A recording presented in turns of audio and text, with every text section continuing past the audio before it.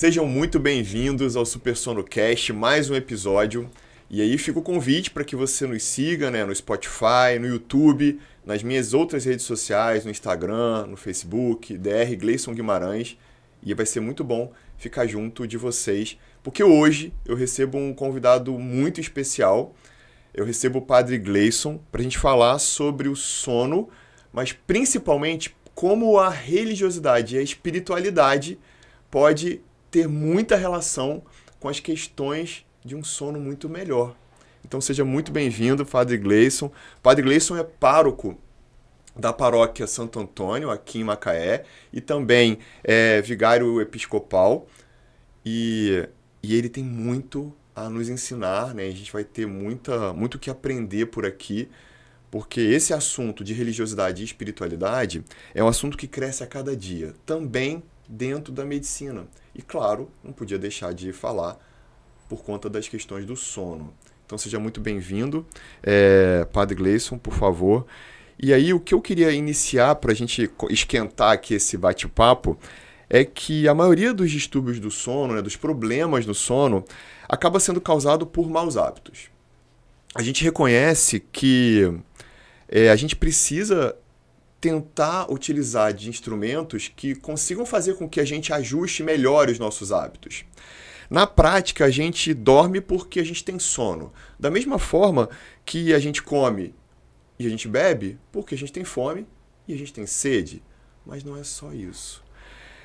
A função do sono não é só aliviar essa sonolência que é acumulada durante os nossos dias, né?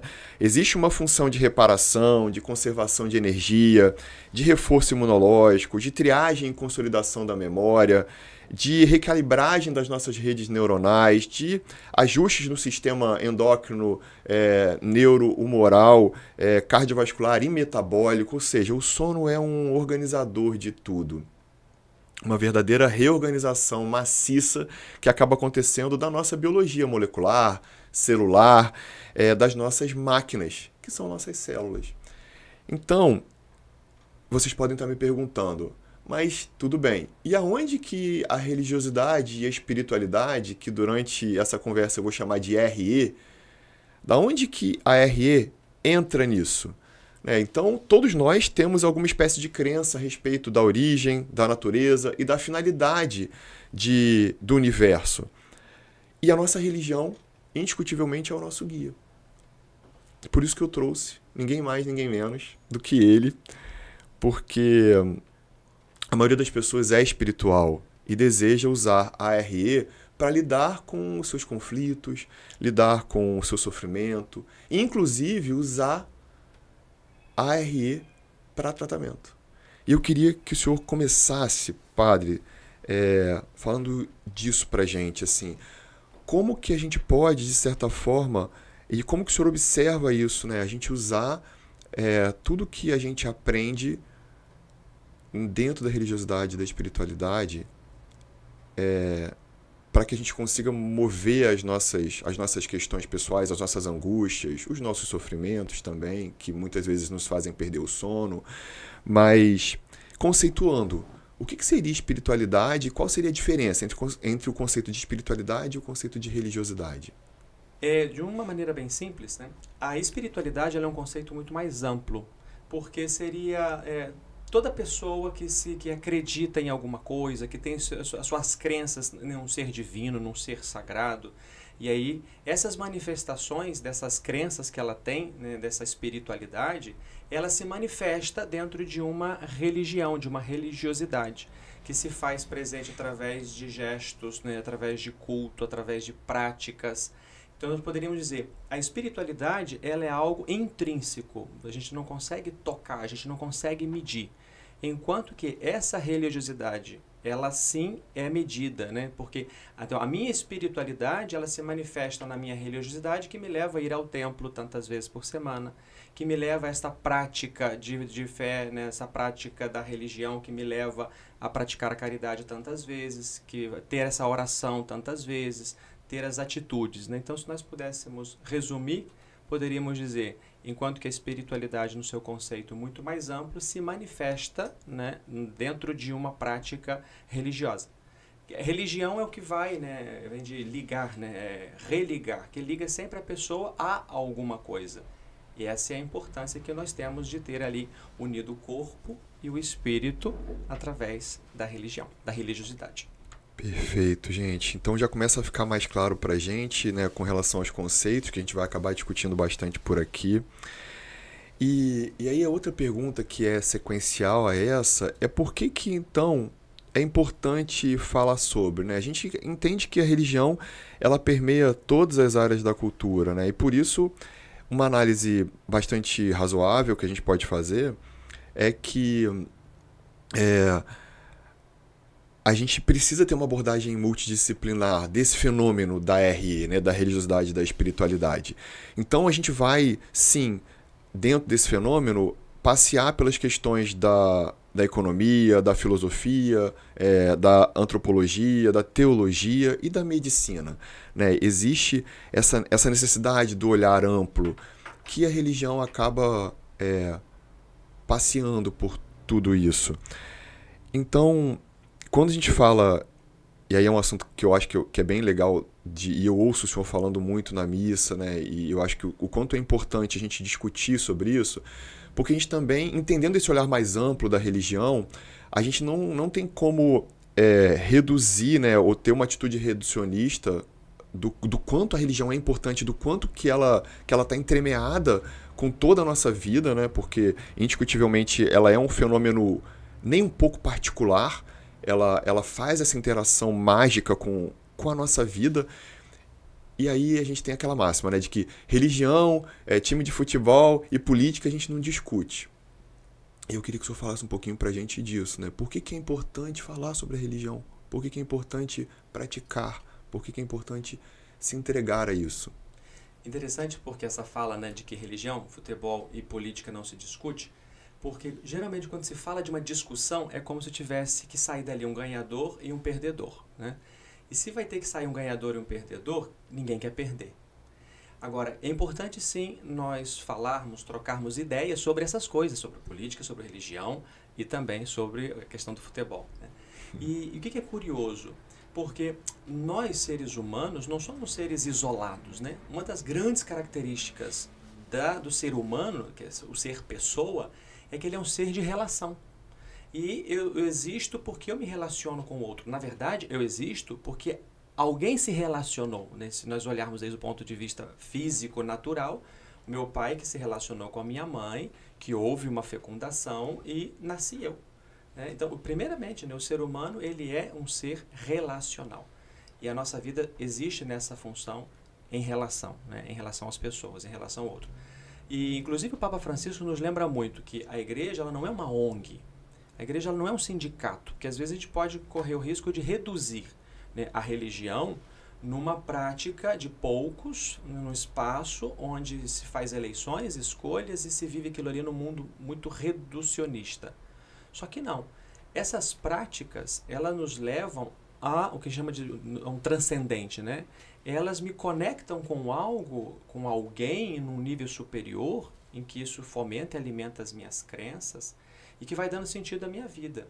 E nós, por sermos pessoas, somos complexos em todos os sentidos, né? E exatamente essa complexidade ajuda a entender o ser humano, não somente desde o ponto de vista da medicina, não somente desde o ponto de vista da economia, não somente desde o ponto de vista da antropologia, mas um todo.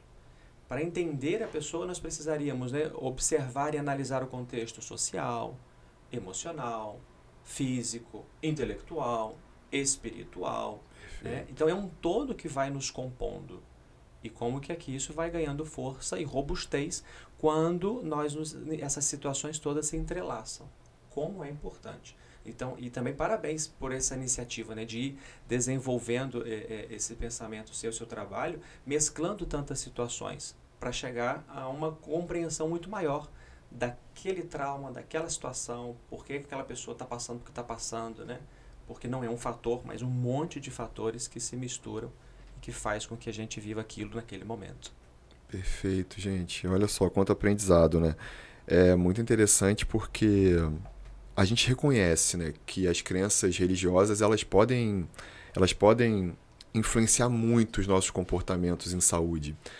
E aí quando o senhor fala de que nós somos seres relacionais, a gente obrigatoriamente se lembra de um grande pilar, dos pilares de cuidado em saúde, dentro da medicina do estilo de vida principalmente, né? E aí o pessoal da MEV Brasil que estiver por aqui, mas é muito interessante a gente lembrar desse movimento que faz com que a gente reforce os nossos pilares, o que constitui e fortalece a nossa saúde. E a questão dos relacionamentos, das conexões sociais, ganha muita força nesses pilares. Indiscutivelmente é um dos 7 pilares de saúde, né? Quando a gente trata dos 7 pilares, e a gente pode falar um pouquinho disso também, mas assim, né? Com sono como sendo um pilar base, né? Não teria como não ser, né, gente? Porque é um terço das nossas vidas, então o pilar base da pirâmide seria o sono. Sequencialmente seria movimento, atividade física, que também é muito importante. E aí em seguida a gente também teria as questões da alimentação, né? O quanto e como a gente se alimenta, com os horários regulares e com uma boa alimentação. E sequencialmente as conexões sociais. Então o quanto é importante a gente participar ativamente daquilo que a gente escolhe, né? Da prática religiosa que a gente escolheu seguir, né? E viver. Por quê? Porque a vivência faz muitas conexões. Não somente aquela importância de estar em oração em casa, de estar sozinho, né? A gente teve que ficar sozinho por um período grande, né, da pandemia, vivemos isso, mas vivemos muito em sofrimento também por isso, porque nós somos seres relacionais. Então a gente precisa estar sim na casa de Deus, né? A gente precisa estar sim na igreja, em todos os seus espaços de oração, porque isso nos conecta também muito além do sagrado, né? Porque a gente vai se conectar muito, mas também com as pessoas que estão ali com o mesmo propósito seu, ou com propósitos diferentes, mas que estão naquele mesmo espaço, dividindo os ensinamentos, né? Dividindo o aprendizado. Então é maravilhoso como que isso pode impactar, influenciar na nossa saúde de uma forma geral. Falando do quinto pilar, só para não esquecer, né, o quinto pilar, então, seria, depois dessa questão da transcendência, esse quinto pilar, então, a conexão social e a transcendência como os 5 pilares bases, e o sexto e o sétimo seriam como lidar com o estresse. Então, o estresse é um fator que, indiscutivelmente, a ARE ajuda muito, né, porque o poder da oração, o fato de estar em silêncio, em oração por um período, indiscutivelmente nos conecta a algo muito maior, ao nosso sagrado, né? Então, eu acho que isso é bem interessante. E também as questões dos tóxicos. Porque tem um monte de estudo, que eu queria até já entrar nessa, que coloca que essa prática da religiosidade, da espiritualidade, vem crescendo muito, né, gente? Então a gente tem visto cada vez mais estudos mostrando como que a prática dessa espiritualidade e da religiosidade impulsiona uma série de questões. E aí, por exemplo, tem uma série de 152 estudos com mais de 230 mil pessoas, mostrando que as pessoas que tinham prática religiosa tinham 49% a menos de depressão. Então o risco de depressão diminuía muito. Olha que interessante, né? Pegando o gancho do que o senhor colocou.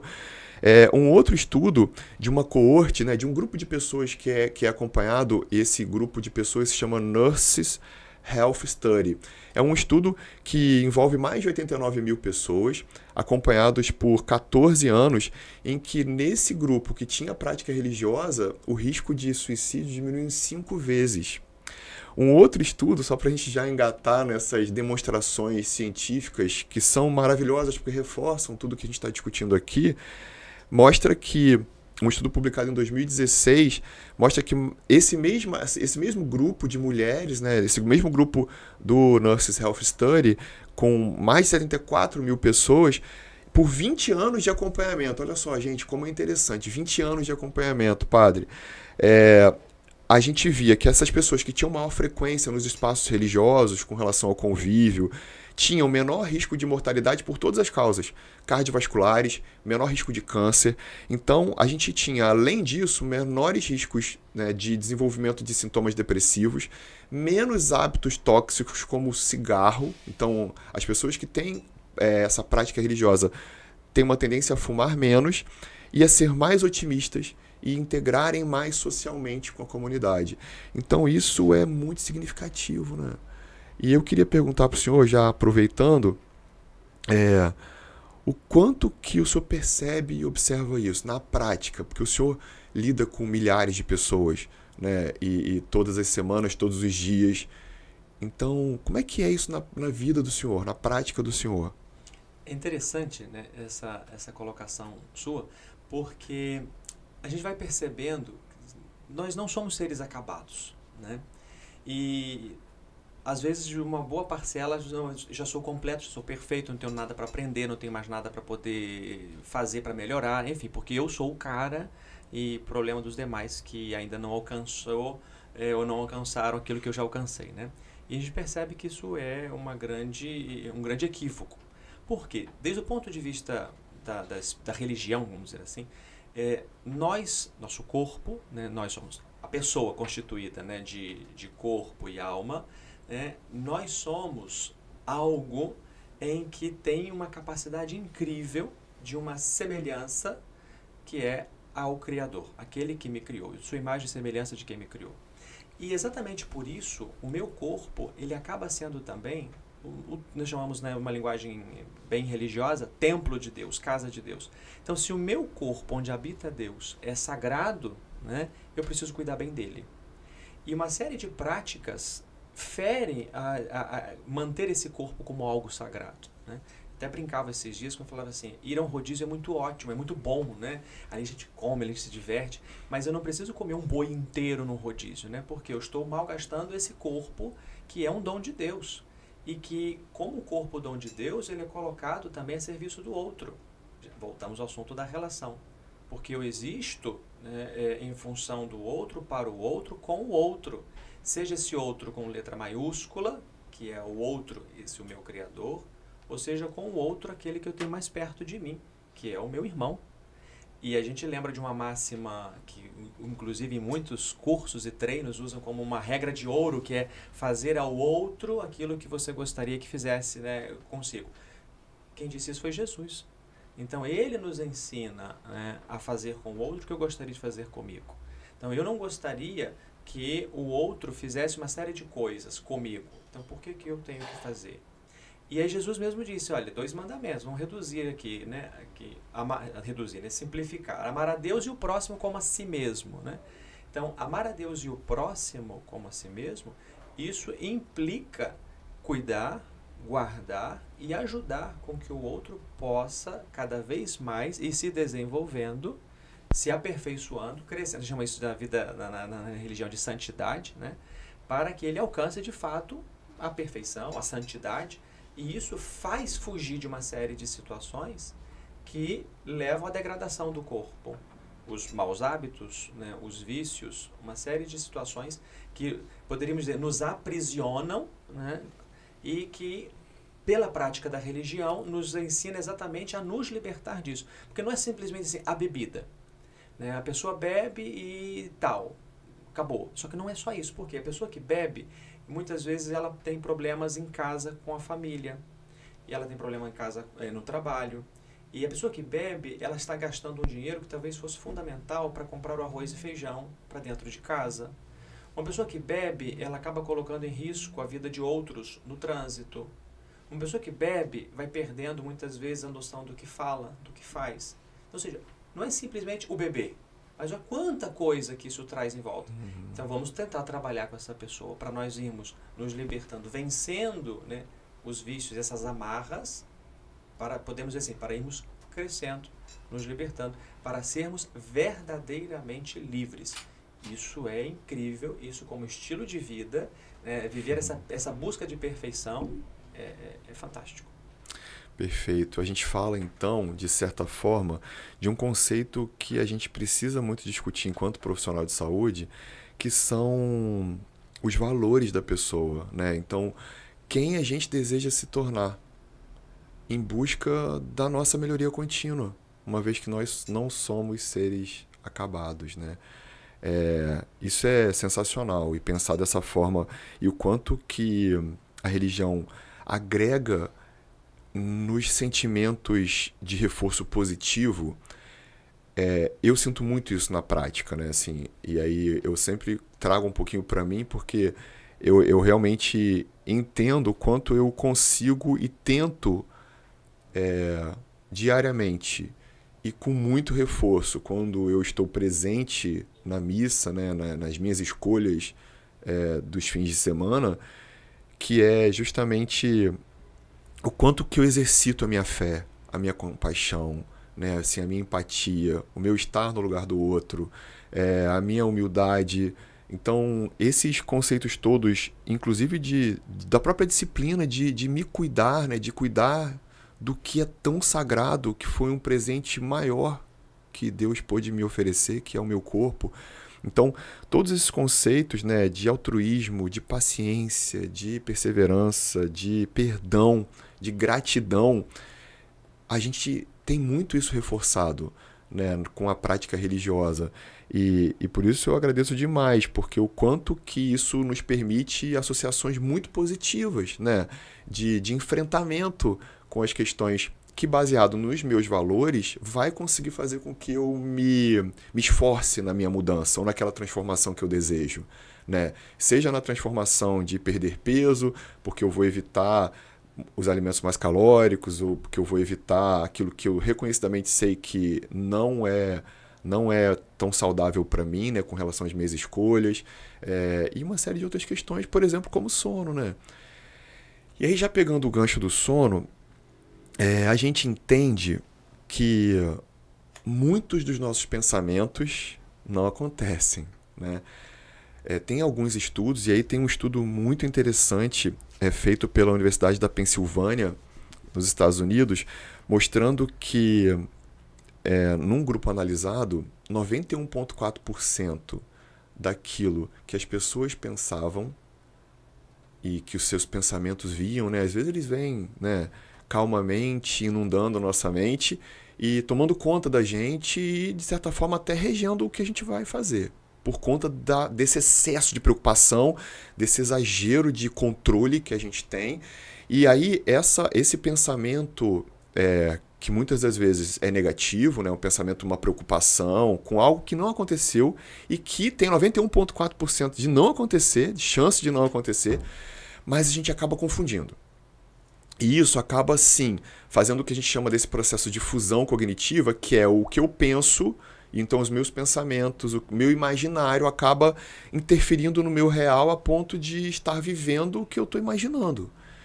E o quanto que isso pode nos adoecer, né? E quando eu faço um link para sono, a gente olha muito para os insones. Porque os insones, né, as pessoas que sofrem com insônia, tem muito essa coisa do quanto que o meu pensamento, da minha ruminação, daquilo que eu levo para a cama e fico pensando, o que me dificulta dormir, porque eu estou pensando no que pode acontecer amanhã, no que pode acontecer na semana que vem, ou do que eu não tenho certeza e controle sobre o que vai acontecer, acaba impactando muito no meu início de sono.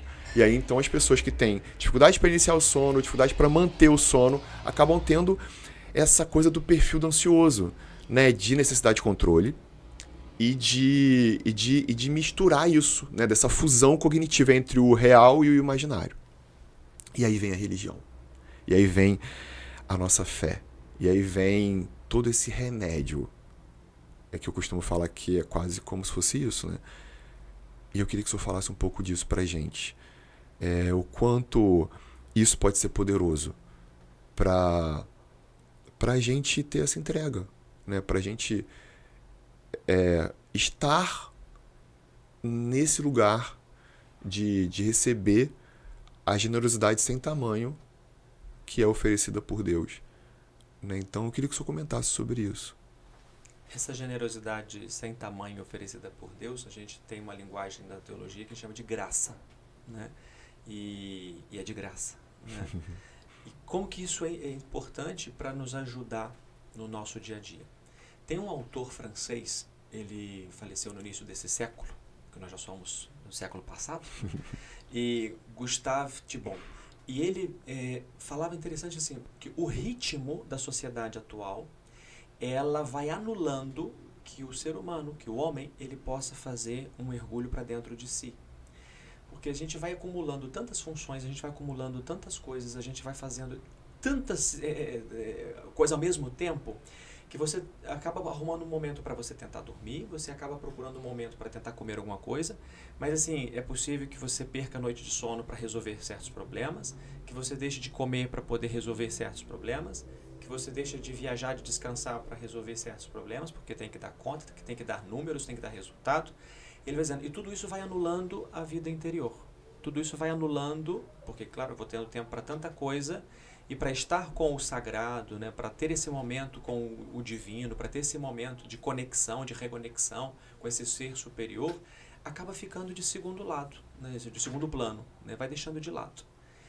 E se nós formos bem conscientes, né, nós vamos percebendo que para aquilo que eu acredito que seja primordial, eu consigo um pouquinho de tempo. Perfeito. Né? E por que não então um tempo para aquilo que é o mais sagrado? Para estar com Deus, né? Para reorganizar, para reconectar, né, a nossa jornada, que nem o GPS, né? Antigamente dizia novo cálculo da rota, né? E isso é fundamental, isso chama de na oração, de meditação, né? E é na oração que nós conseguimos, inclusive, ponderar todas essas situações. Quando você falava lá no início sobre os bons hábitos, né? Entre tantas coisas que são colocadas ali para trazer bons hábitos para a pessoa, uma delas é a espiritualidade. E como que é importante, dentro da espiritualidade, gerando esses bons hábitos, nós termos o que a gente chama de plano de vida. E esse plano de vida é exatamente onde eu consigo colocar, da hora que eu acordo até a hora que eu vou deitar, dentro das 24 horas que eu tenho, porque, eu queria ter 28 horas. Não, mas seria igual 28 horas, né? Continuaríamos simplesmente estendendo os nossos trabalhos, mas continuaríamos consumindo aquele tempo que temos. Então, dentro das 24 horas, nós conseguimos prever ali, né? Planejar. E planejar não significa que a gente vai conseguir cumprir, mas pelo menos está ali diante dos nossos olhos. Um momento para dormir, um momento para acordar, um momento para poder estar nessa conexão aí, né, com o sagrado, com a oração, um momento para poder ir para o trabalho, um momento para poder fazer uma refeição, para estar com os filhos, para descansar. O descanso é fundamental, fundamental. Não é à toa que por 7 dias que nós encontramos as semanas, Deus cria o mundo em 6 e em um dia Ele descansa. E como é triste nós encontrarmos pessoas que são sugadas pelo ritmo frenético do dia, né, que trabalham 7 dias, que não consegue esse dia para estar com o sagrado, né? Por isso que a gente fala se falamos dos cristãos o domingo, se falamos para os judeus, né, o sábado, ou para outras denominações, que tem um dia da semana, esse dia aqui é o dia do descanso. Mas não é simplesmente não fazer nada, é que eu procuro descansar e na medida em que eu descanso, eu vou me reorganizando e me conectando, encontrando o sentido das coisas que faço, por que faço, né? Existe você falava um pouco antes da questão da prática, né? Existe um estudo na Carolina do Norte, que eles pegaram os anciãos, né, dos clubes e tal, dos Lions da vida, coisas assim, e pensaram, por que viviam tanto? E aí começaram a observar. Um grupo de pessoas estava já vivendo uma idade bem avançada e, no entanto, tinha uma prática religiosa, vivia uma prática de caridade com o próximo, né, ou que nós poderíamos traduzir, levava a cesta básica, fazia uma visita, ajudava a construir uma coisa, fazer outra. E, do mesmo clube, pessoas que só iam para as festas, para comer, para beber. Eles investigaram isso por X tempo, que eu não vou lembrar o número de tempo que eles fizeram essa pesquisa.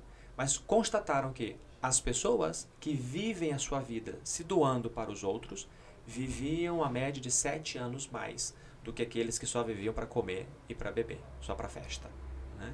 Então, olha como é importante, porque o sagrado às vezes é um erro, que é o próprio Jesus que fala, né? Como que eu posso dizer que amo a Deus que não vejo, se não amo o meu irmão que vejo, que toco e que vejo que tem necessidades, né? Aí uma das características da alma, né? Porque a alma me permite sentir os sentimentos, né? Uhum. Sentir a necessidade do outro me ajuda a sentir a dor do outro, me ajuda a ter compaixão, né? Isso só é possível quando nós nos abrimos ao outro, ou ao sagrado, não essa realidade espiritual religiosa. Porque nesse mundo frenético que vivemos, a tendência é cada vez mais eu me fecho em mim mesmo. E se cada vez mais eu me fecho em mim mesmo, eu não consigo nem levantar os olhos para ver quem está do meu lado. Em casa, quantas vezes nós nos fechamos em nós mesmos e não conseguimos levantar os olhos do telefone e não olhamos mais nos olhos da esposa, dos filhos, dos pais, né? Isso traz resultados catastróficos para nós. Porque vamos perdendo o sentido da vida, vamos nos fechando, vamos ignorando a importância e a existência do outro. E como então é importante nós estarmos dentro dessa conexão social, né, onde nos ajudamos, nos amamos, nos queremos, e como pessoas vamos crescendo.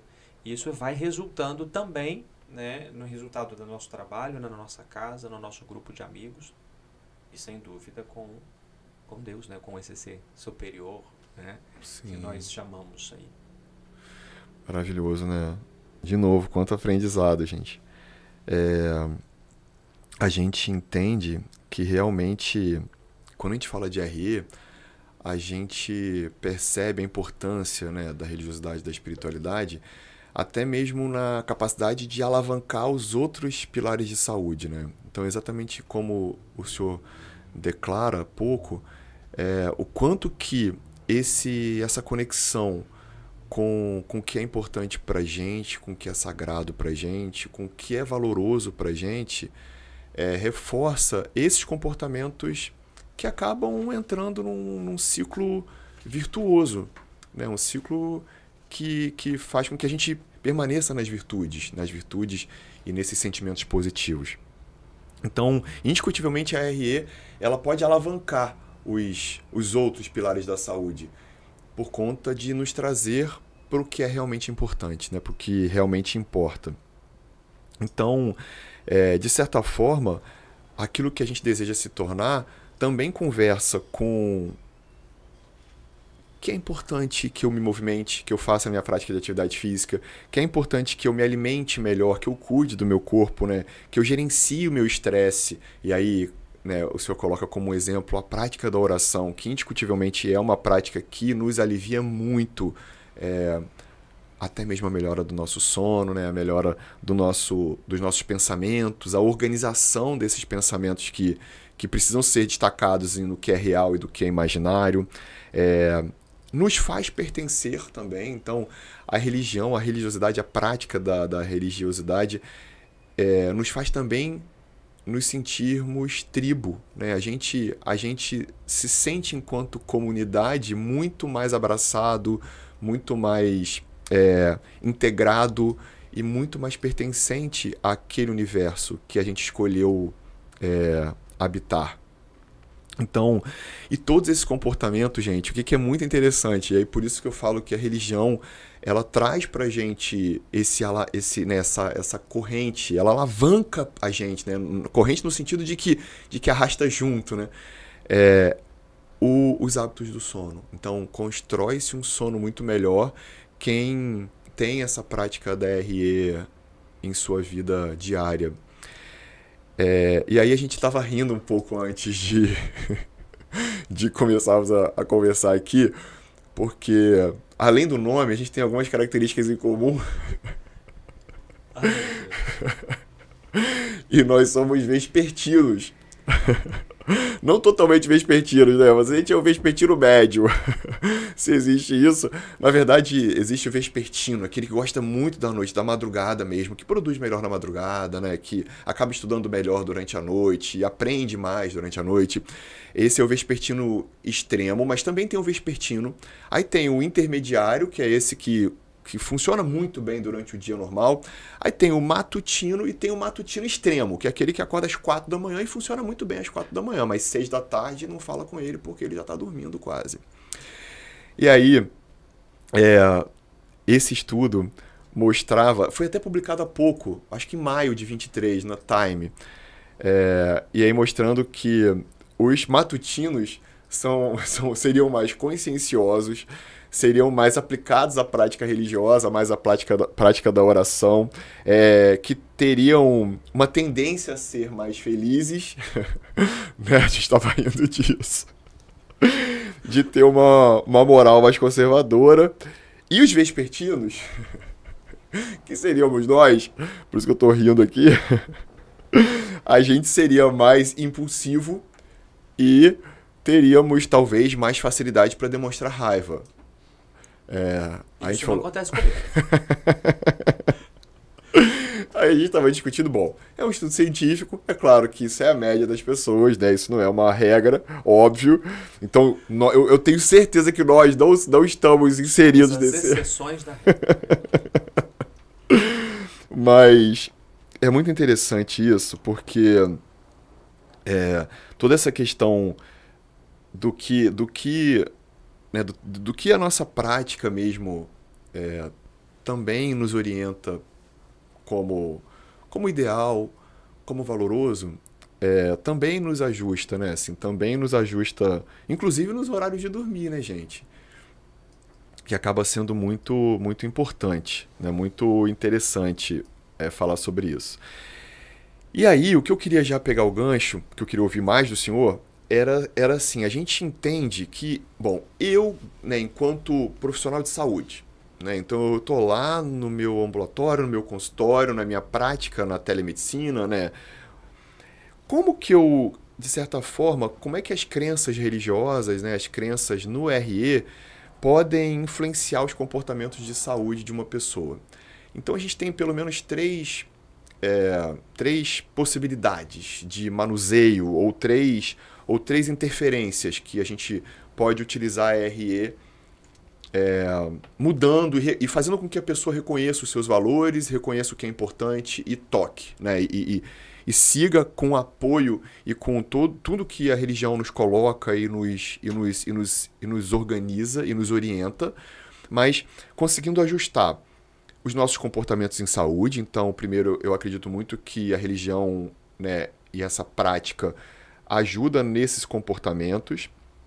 Também nos fatores que a gente já discutiu bastante, nos fatores sociais e congregacionais. Então, o quanto que estar presente naquela comunidade religiosa faz com que as minhas conexões sejam muito maiores e melhores, com que eu faça muito mais parte da vida do outro, né, com letra maiúscula aí, do outro que é o meu semelhante, né, quem é que está do meu lado, quem é que eu percebo a dor e posso ajudar. Então, eu acho que essa integração é muito interessante e a prática da RE nos coloca nesse lugar.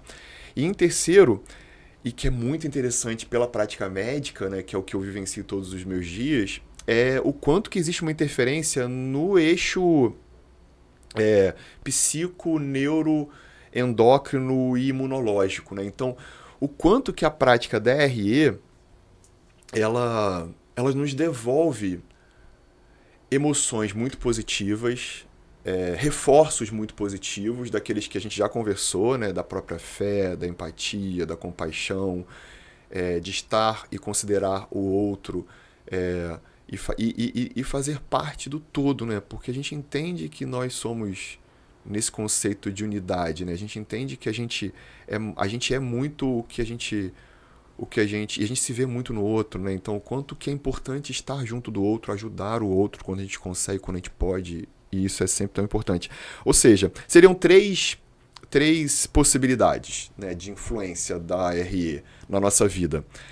Os fatores sociais, né, e os fatores de estar integrando aquela instituição, os fatores de comportamento, né, então o quanto que a gente muda os nossos comportamentos baseados na RE, e o quanto que isso interfere no nosso eixo psico, neuro, endócrino, imunológico.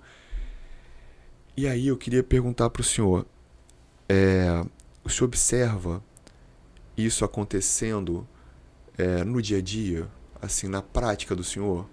Como é que é isso e como que isso significa, né? Qual é o significado disso tudo na prática, na vida do senhor? É interessante porque a gente volta, né, naquilo que nós falamos, que nós existimos por nós mesmos, né? Tem sempre essa questão da relação com o outro, né? E quando então eu me preocupo com isso, me preocupo comigo, mas não é uma preocupação comigo para que eu me feche em mim mesmo como uma bolha ou num individualismo, num egoísmo, né? Mas no sentido que eu preciso estar bem para poder cuidar, né?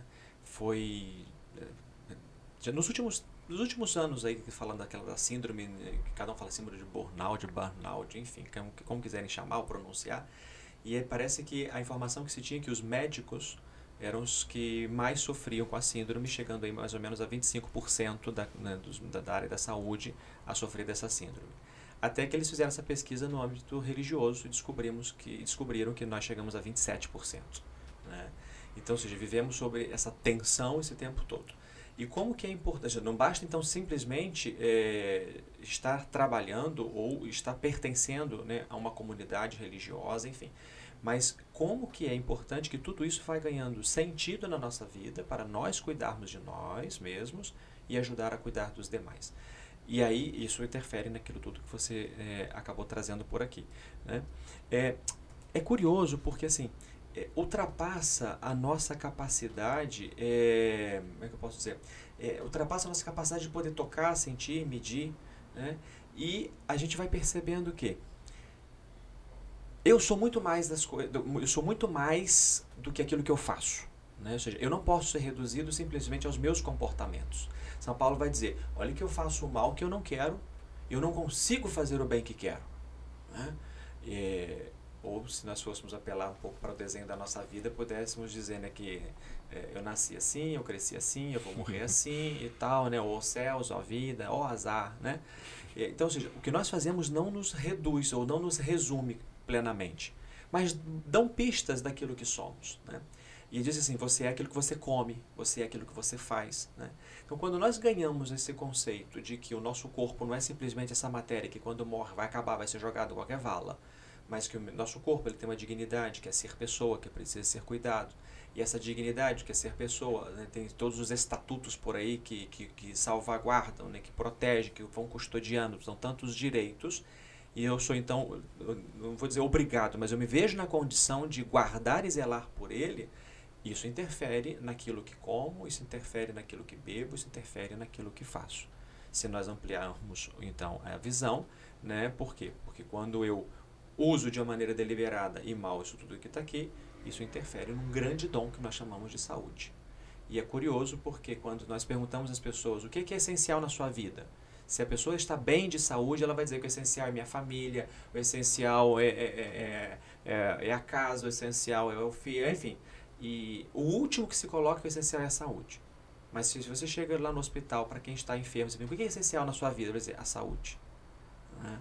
Então, não preciso perder para poder procurar valorizar. Né? A virtude, você falava do círculo, né, virtuoso, né? Esse ciclo virtuoso, ou que a gente chamava do plano de vida lá, em que eu vou percebendo, por um acompanhamento, vou vendo quais virtudes eu posso ir crescendo, desenvolvendo. Né? Na vida espiritual a gente chama de exame de consciência, onde eu diariamente examino, né, na minha consciência, eu examino aquilo que eu fiz de bom, aquilo que eu fiz de errado, de ruim, e o que eu posso fazer amanhã para melhorar mais. Então, eu posso perceber hoje, por exemplo, né, poxa, hoje eu comi além da conta, hoje eu não ajudei as pessoas que me pediram ajuda, hoje eu não tive essa vivência, essa prática comunitária. Quando eu falo comunidade, eu não estou falando só no sentido de comunidade como cidade, né, que é o município, mas comunidade. Minha primeira comunidade é minha família, a minha casa. Né? E essa casa é um sinal completo de uma comunidade num âmbito mais amplo, que pode ser a comunidade religiosa, onde ali nós encontramos como irmãos, né? e praticamos e celebramos as mesmas crenças, ou no sentido um pouco mais amplo, falamos de comunidade enquanto município, território, e que somos todos ali concidadãos. Né? Então, como que essa mesma realidade ela vai se multiplicando, como aquela pedrinha no lago. Né? E essa preocupação se dá em casa, né? O irmão que tem que cuidar do outro irmão, né? O que ajuda a dividir as tarefas de casa, arrumar a cama, o sono, né? Arrumar a cama. Isso, quando vivido em harmonia, se reflete na vida de comunidade, onde ajuda a partilhar 1 quilo de feijão com quem não tem, que ajuda a visitar aquele outro que está doente e que eu nem sei quem que é, mas temos algo em comum, somos humanos, né? E que ajuda, num âmbito maior ainda, né, como município, como estado, como país, a cuidar do bem comum, da casa, do meio ambiente. Então, esse reflexo ele vai se expandindo em todas as facetas, né, da nossa vida, que não é simplesmente o estar andando, estar comendo, estar bebendo, mas cuidar de um todo, do outro, já falamos isso, né? Do outro, do mundo, dos animais, das plantas, porque faz parte dessa realidade que vivemos. E a religiosidade, ela se manifesta nisso, seja como nós somos criaturas, seja como nós somos, falamos entre humanos, né? Irmãos, porque somos imagem e semelhança. Isso tudo vai se manifestando e vai dando sentido à nossa vida que vivemos. E o sentido da vida nos vai aperfeiçoando, nos vai trazendo a felicidade, nos vai diminuindo os fatores de enfermidade, que já foi falado aqui, né? Então, podemos dizer assim, isso tudo junto vai nos fazendo mais humanos, mais pessoas. Perfeito.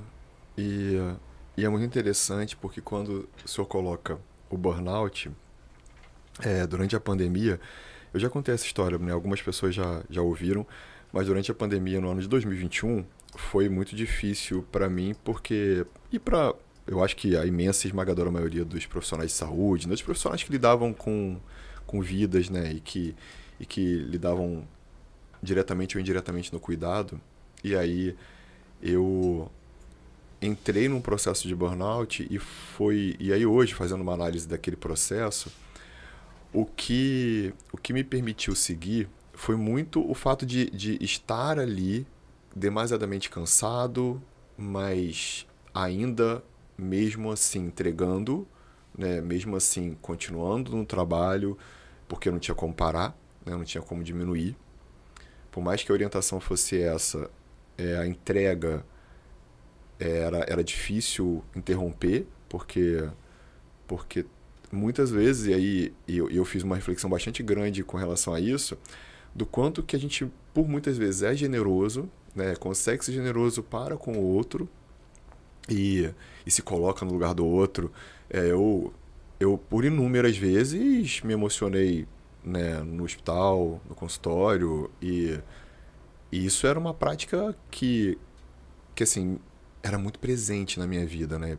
Porque além de sentir, né, e de estar para o outro, muitas vezes o profissional de saúde se insere na história, né, e se vê no outro e sente a dor do outro.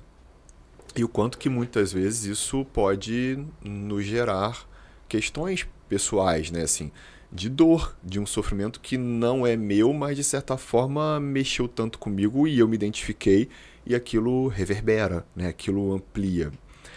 E o quanto que depois de ter experimentado essa sensação, né, de burnout e um transtorno ansioso depressivo sequenciais, me fez ser mais generoso comigo, sabe assim? E aí e esses dias eu ouvindo uma aula do grupo da MEV, foi maravilhoso, porque eu ressignifiquei aquilo que eu já vinha trabalhando na minha cabeça, mas o quanto que é importante isso que o senhor falou também, né, assim, de também não esquecermos de nós mesmos. E aí talvez isso coloque a comunidade religiosa, e aí eu estou falando dos padres, né, das freiras, ou seja, de toda a comunidade religiosa, como sendo também, assim como a comunidade da saúde, uma comunidade, um grupo que olha muito para o outro. E às vezes, por conta das demandas, que eu sei como é que é, né, a vida do senhor, eu stalkeio o padre, né, gente, nas redes sociais. Tô brincando. Mas, de certa forma, eu acompanho todo o trabalho. E é um trabalho absurdo. É um trabalho muito grande, de muita entrega, de muita dedicação, de muito cuidado. E muitas vezes, a gente se colocando nesse lugar, a gente percebe que a gente se deixa, né? A gente acaba sendo hiper generoso com o outro, com as questões que movem, né, os nossos propósitos, as nossas funcionalidades, e a gente esquece que a gente precisa dormir, que a gente precisa treinar, que a gente precisa se alimentar bem, que a gente precisa ter horários regulares para tudo isso, porque a rotina, como o senhor falou, é libertadora. E aí, trazendo para a gente, eu queria que o senhor falasse mais disso, assim, do quanto que a gente pode, e tá tudo bem, trabalhar essa questão da autogenerosidade, né? O quanto que isso, de certa forma, é importante. É interessante porque a gente corre um risco, de nós nos vitimizarmos. Então, eu com o meu sono, eu com o meu descanso, eu com o meu lazer, eu com o meu hobby, e esse eu nunca tem tempo para o outro, né? Isso é um risco que nós corremos.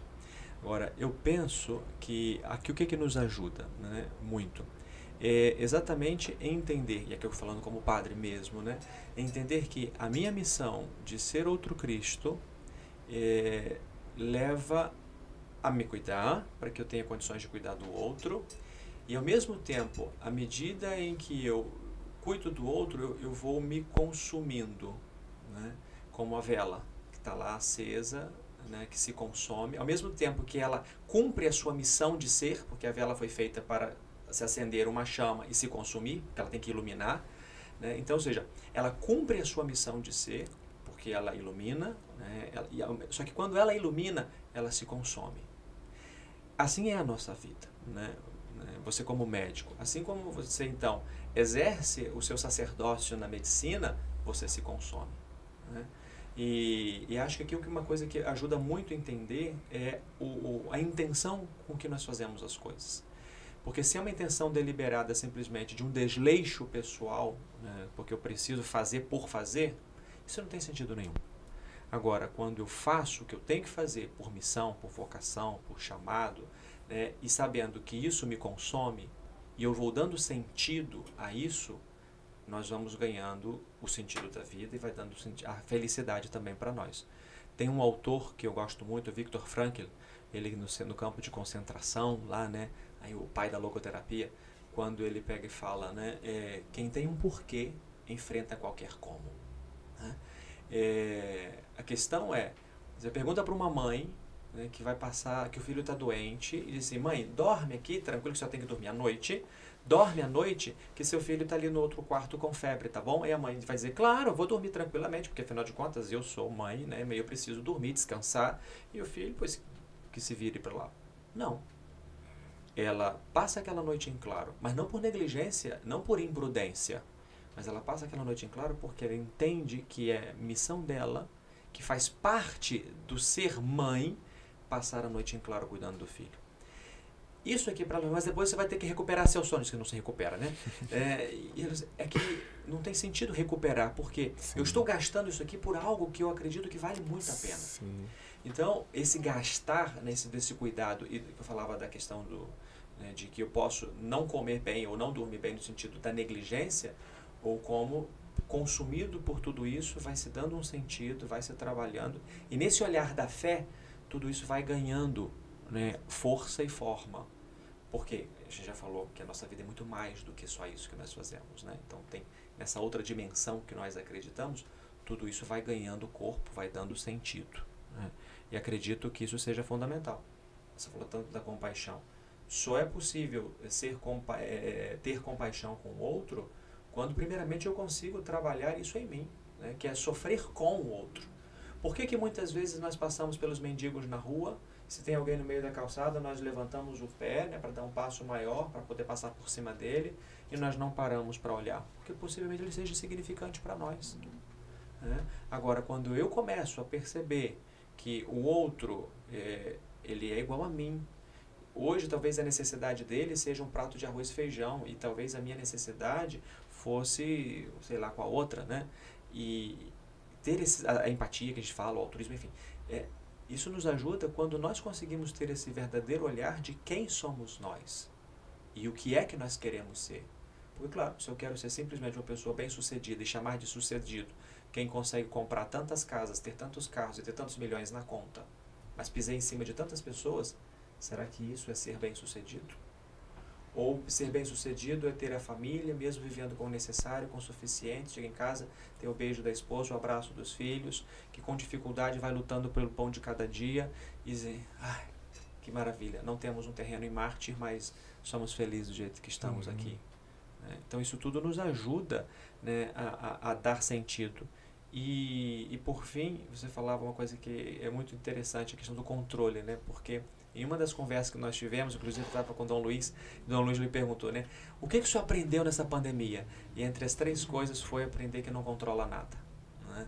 E a gente tem essa mania que nos tira o sono, que nos tira a paz, que é de querer controlar tudo.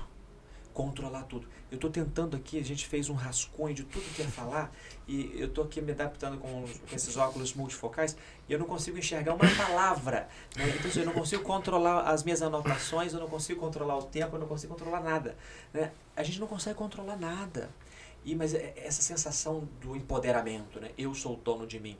Não sou, porque a grande maioria das coisas que vem a mim não depende de mim. A gripe, o frio, um acidente, uma doença, não depende de mim. E aí quando nós, dentro da espiritualidade, né, ou da religiosidade, a gente consegue fazer essa experiência de que a minha vida está nas mãos de alguém que é infinitamente superior a mim, e que me convida a acreditar, a me abandonar nas mãos dele, né, que chama de providência. Inclusive é uma passagem do livro da sabedoria que diz: a vida dos justos está nas mãos de Deus, e nenhum tormento os atingirá. Quando eu entendo isso, eu entendo que aqueles 91% das pessoas que estão sofrendo lá com suas preocupações, aquilo não vai se transformar em problema. E se transforma em problema, apenas os 9%, e se transforma em problema é porque vai ter solução, porque acho que em matemática todos os problemas têm solução, né? Então, vai ter solução. Então, se vai ter solução, por que eu me angustio? Por que eu perco o sono? Por que eu perco a paz com tudo isso? Né? Essa experiência que a religiosidade nos traz, né? Desse abandono, dessa confiança, de ver que a minha vida né, que eu a possuo, mas que ela não depende de mim, mas é um tesouro que eu tenho que guardar e que custodiar.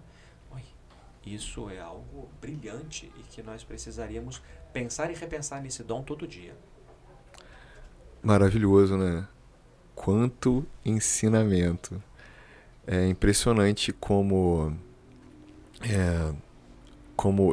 essa questão inicialmente que o senhor falou do sentido faz muito sentido no que diz respeito ao nosso cansaço, né, e a nossa prática, que muitas vezes é árdua, né, nas nossas profissões, às vezes nas nossas casas, né, no nosso trabalho, bom, em qualquer ambiente que a gente circule, mas se aquilo faz sentido, é impressionante como isso tá amenizado, né, como isso está justificado e como isso, de certa forma, nos amplia e nos reverte a mais ânimo, a mais vontade de realizar e a mais vontade de se entregar, né, para aquilo. Você falou que isso reverte a mais ânimo. Ânimo vem de ânima. Ânima é alma.